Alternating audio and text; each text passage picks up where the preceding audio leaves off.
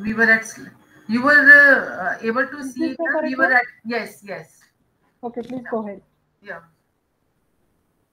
So this is the full screen. Yes, this is the full screen mode. Okay. So then after that, we assess the antioxidant versus the pro-oxidant levels by estimating levels of MDA, which is the organic compound and widely used as oxidative stress biomarker in biomedical research. So lipid peroxidation is measured spectrophotometrically as 2-thiobarbiturate acid reactive substance in supernatant. And we measured the antioxidant and caliber by reduced glutathione. It was estimated based on the enzymatic recycling procedure in which glutathione was sequentially oxidized by TTNB and reduced by NADPH in the presence of glutathione reductase.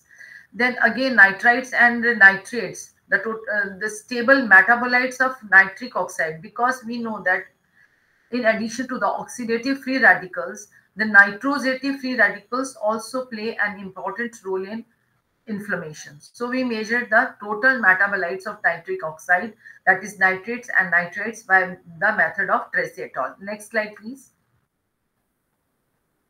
And after that, histopathological examination was done to see the microscopic changes in the liver by the inducing the model, and its reversal by giving the drug dawa ulkurkum. Next slide, please.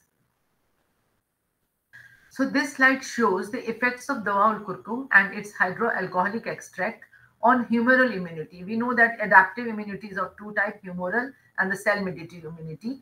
So antibody response and immunoglobulin levels were measured in anti-TB drug-induced model. In the model where we gave the anti-tubercular drugs, isoniazid, rifampicin, and ethambutol.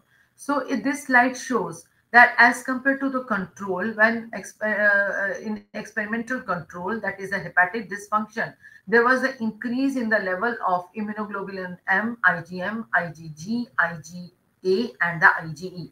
So there was drastic increase in this immune response.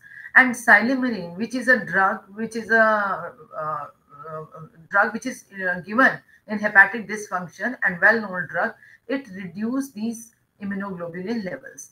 And the results with dawa ulkurkum in the dose of 250 and 500 milligram per kg of the rat body weight, they also reduced significantly as compared to the experimental control, that is the negative control, and they were somewhat comparable to the silymarin drugs on all the immunoglobulins, that is IgM, IgG, which is one of the first kind of the immunoglobulin which appears when some noxious elements enters into the body, and it is for the secretions it is increased. And IgE, we know it is an inflammation. IgE is increased, which binds with the epsilon receptors